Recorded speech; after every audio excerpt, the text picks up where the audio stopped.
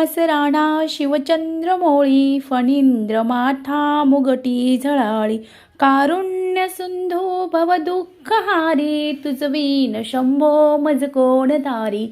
श्री स्वामी समर्थ। नमस्कार मंडळी 17 ऑगस्ट 2026 ला आला आहे श्रावण महिन्यातील पहिला श्रावणी सोमवार।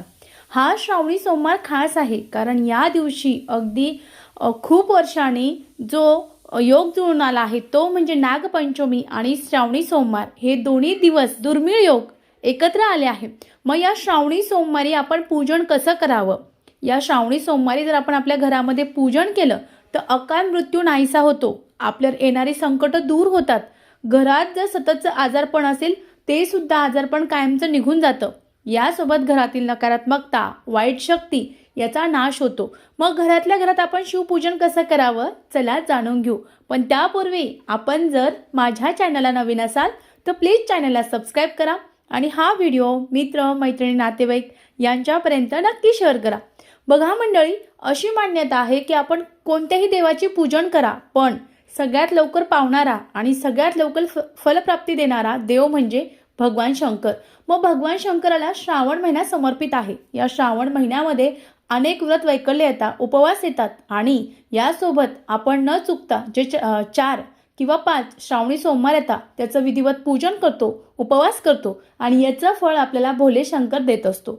मग आता आपल्याला घरच्या घरी पूजन करायचं आहे किंवा ज्या सेवा आहेत सोमवारी त्या कोणत्या करायच्या आपण ते जाणून घेऊ।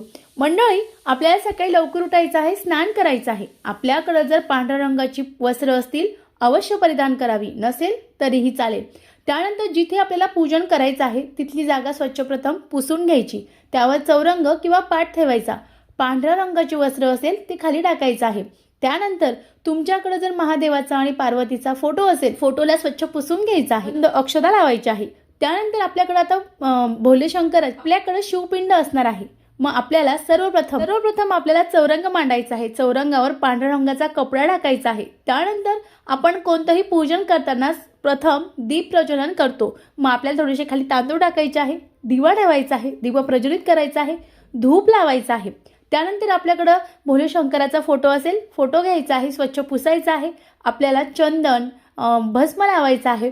त्यानंतर अक्षदा फूल अर्पण करायचं आहे आणि नमस्कार करायचा आहे।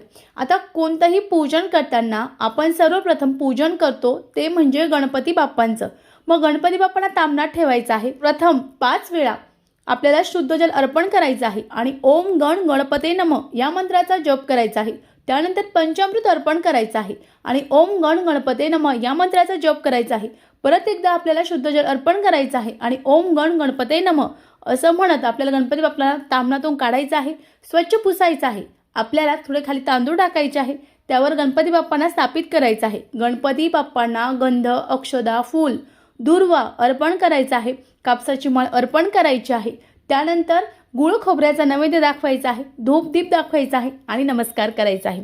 त्यानंतर आता आपल्याकडे शिवपिंड असणार आहे। मग आपल्याला शिवपिंड घ्यायची आहे, शिवपिंड आपल्याला तामणात ठेवायची आहे। त्याला शुद्ध जल अर्पण करायचं आहे। ओम नमः शिवाय, ओम नमः शिवाय या मंत्राचा जप करायचा आहे।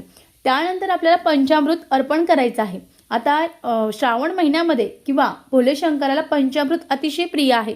मग तुम्ही जर भोले शंकराला पंचामृत अर्पण केलं तर अशी मान्यता आहे आपले जेही दुर्धर आजार असतील, जे आजार कधी बरे होत नाही, आपण जर भोले शंकराला श्रावण महिन्यामध्ये जर पंचामृत अर्पण केलं तर ते आपले सर्व आजार दूर होतात, असा अनुभव अनेक भक्तांना आला आहे। मग तुम्हाला पंचामृत तयार करायचं आहे। मग पंचामृत कसं तयार करायचं तर त्यासोबत आपल्याला प्रथम घ्यावं लागणार आहे दूध, त्यानंतर साखर, तूप, मध आणि दही हे सर्व एकत्र करायचं आहे। किंवा तुम्ही ह्या छोट्या छोट्या वाट्यांमध्ये हे पंचामृत वेगवेगळं सुद्धा घेऊ शकतात आणि त्यांनी सुद्धा तुम्ही महादेवाला अभिषेक करू शकतात। मग आपल्याला पंचामृताचा अभिषेक करायचा आहे। ओम नमः शिवाय, ओम नमः शिवाय या मंत्राचा जप करत आपल्याला महादेवांना अभिषेक करायचा आहे। त्यानंतर परत महादेवांना शुद्ध जल अर्पण करायचं आहे। ओम नमः शिवाय या मंत्राचा जप आपल्याला मुखामध्ये सतत चालू ठेवायचा आहे। त्यानंतर मूर्ती आपल्याला तामणातून शिवपिंड काढायची आहे। आपल्याला एक चौरंगावर किंवा एखाद्या मी जसं तामणात ठेवलं आहे तसं तुम्ही तामणात सुद्धा ठेवू शकता। आपल्याला तामणामध्ये थोडेसे तांदूळ टाकायचे आहे आणि त्यावर आपल्याला शिवपिंड जी आहे ती ठेवायची आहे। त्यानंतर शिवपिंडीला भस्म चंदन अर्पण करायचं आहे।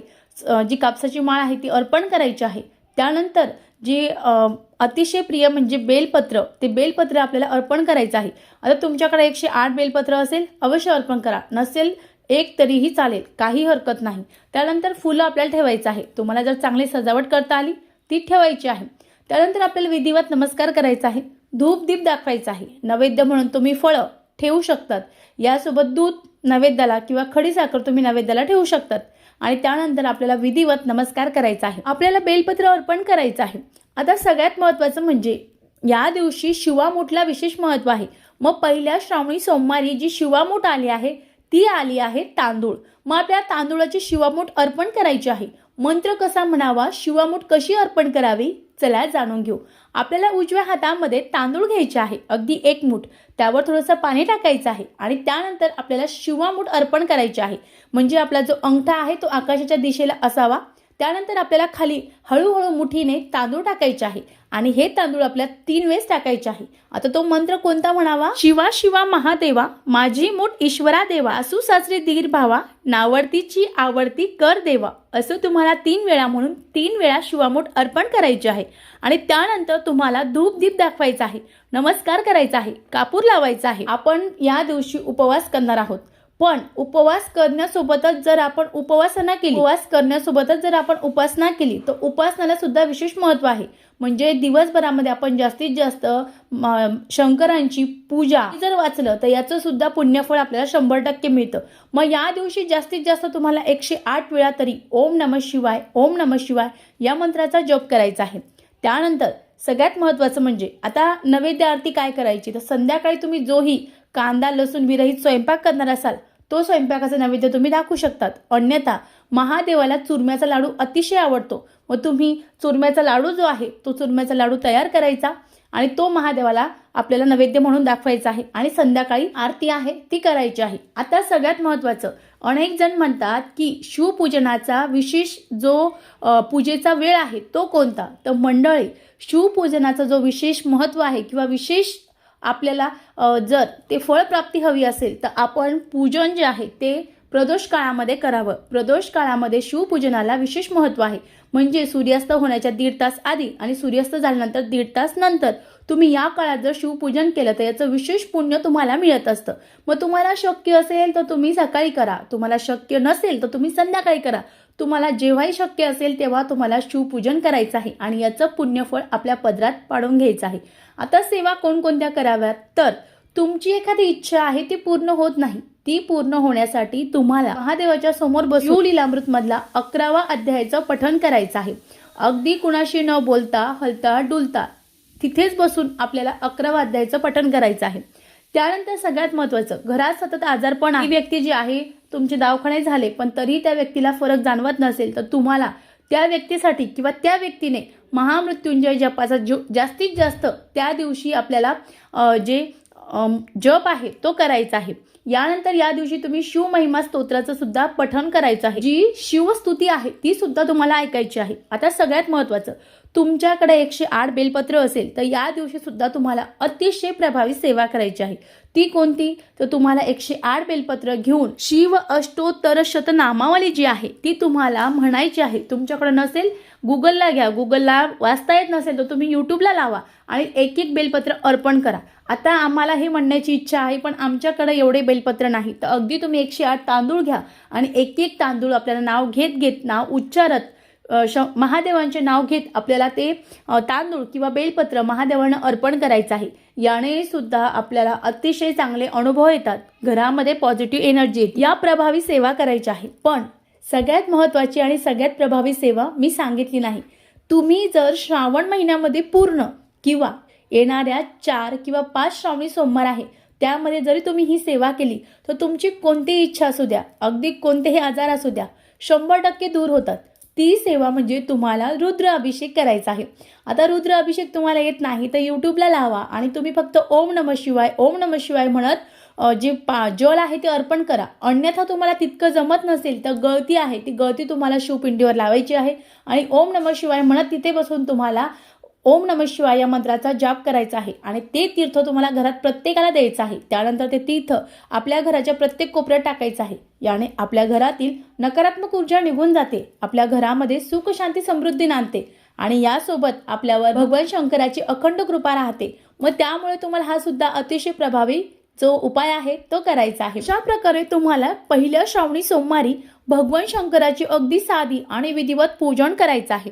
यानंतर तुम्हाला जर तुमच्या घरामध्ये शिवपूजन करणं शक्य नसेल तर तुम्ही तुमच्या आजूबाजूला जिथे शिवालय असेल तिथे जाऊन तुम्ही सुद्धा असंच मी जसं सांगितलं तसं पूजन करू शकतात. याचं सुद्धा पुण्यफळ आपल्याला मिळतं. घरात जागा नसेल, काही अडचणी असेल किंवा घरात पूजा करणं शक्य नसेल तर तुम्ही शिवालयामध्ये जाऊन शिवपूजन करू शकतात. पण श्रावणी सोमवारी शिवपूजनाला विशेष महत्त्व आहे. याचं पुण्यफळ आपल्याला अनंत मिळत असतं. आपल्या अनेक इच्छा पूर्ण होतात. त्यामुळे महिलांनो, दादांनो, भावांनो न चुकता या श्रावणी सोमवारी शिवपूजन तुम्हाला करायचं आहे. व्हिडिओ कसा वाटला? व्हिडिओतली माहिती आवडली असेल तर चॅनलला लाईक, शेअर आणि सबस्क्राईब करायला विसरू नका. श्री स्वामी समर्थ. जय जय स्वामी समर्थ.